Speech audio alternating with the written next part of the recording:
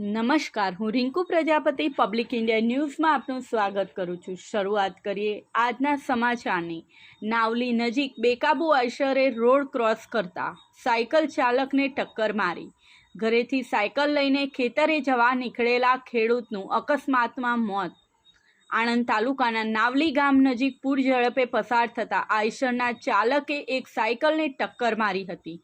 આ અકસ્માતમાં ગંભીર રીતે ઘવાયેલા સાયકલ ચાલકનું મોત નીપજ્યું છે।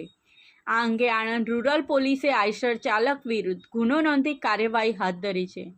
આણંદ તાલુકાના નાવલી ગામમાં આવેલ સરદારનગર સોસાયટીમાં રહેતા હરીશભાઈ નટુભાઈ પટેલ આજરોજ સવારના સમયે સાયકલ લઈને પોતાના ખેતરે જવા માટે નીકળ્યા હતા।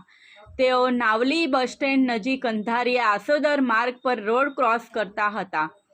તે વખતે માર્ગ પર પૂરપાટ ઝડપે આવતી આઈશર નંબર GJ23AT 0712ના ચાલકે હરીશભાઈની સાયકલને ટક્કર મારી હતી। આ અકસ્માતમાં હરીશભાઈના માથાના ભાગે તેમજ શરીરના અન્ય ભાગે ગંભીર ઇજાઓ પહોંચી હતી, જેથી તેઓને તાત્કાલિક સારવાર અર્થે કરમસદ હોસ્પિટલમાં લઈ જવાયા હતા, જ્યાં ફરજ પરના તબીબે તપાસ્યા બાદ હરીશભાઈ નટુભાઈ પટેલને મૃત જાહેર કર્યા છે।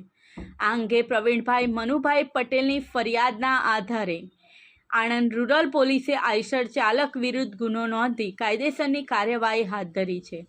આ સાથે આજના સમાચારને અહીં સમાપ્ત કરીએ છીએ।